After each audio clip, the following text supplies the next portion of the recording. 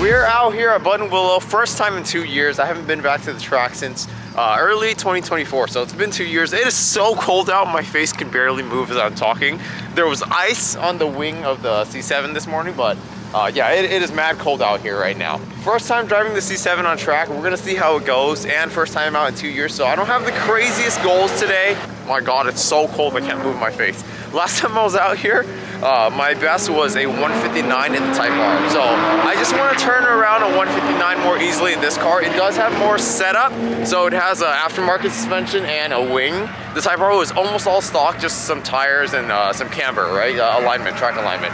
But this car has suspension, a wing, so beyond that, it's actually not that modified either. No engine mods, nothing at all like that. Stock power, but the C7 has plenty of power stock. So, but really, if I turn around easier 59s in this car, I'm really happy. I would like to leave the day with the 57. I'm not gonna over push myself because it is my first time with this car and first time in 2 years. So, lots of warming up to do, but we'll see where it goes.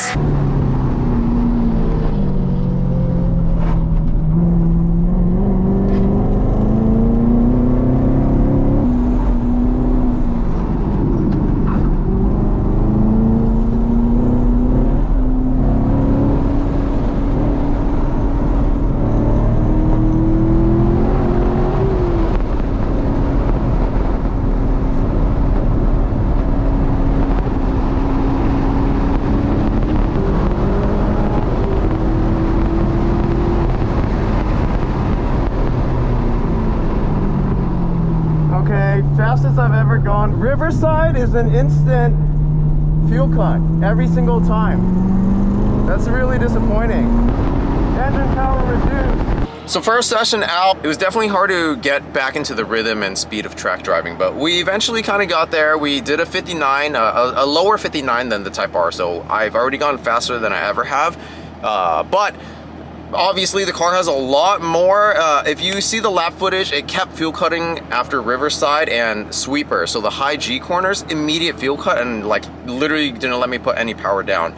So that's easily 2 seconds minimum right there that I'm getting lost just from there. I don't know if I need a baffled oil pan or what it is, but it just literally instantly every single lap after the high G's of Riverside, after Sweeper, fuel cut. Overall though, the car is really well set up. It feels really good. Super stable, predictable, easy to drive. Tons of grip, but at the same time the car doesn't under, and it rotates really well. So I feel like the setup's basically perfect. The aero's working really well. Yeah, I'm happy with it. I just wish I could put the power down on those important sections because I'm losing a lot of time there.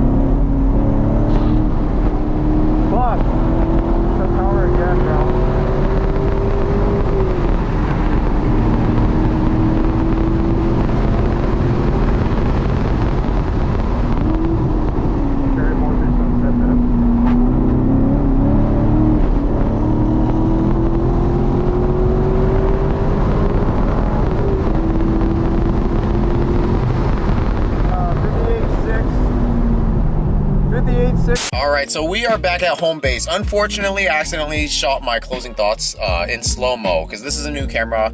Some growing pains figuring it out. I messed up, but yeah, so I'll record the closing thoughts here. Ended the day with the 58 as I found out and looked more into all the prompts of upshift now, engine protection, power reduced engine protection, blah, blah, blah. All the prompts are because I have a base model with a wet sump system. So the Z51 and up have a dry sump.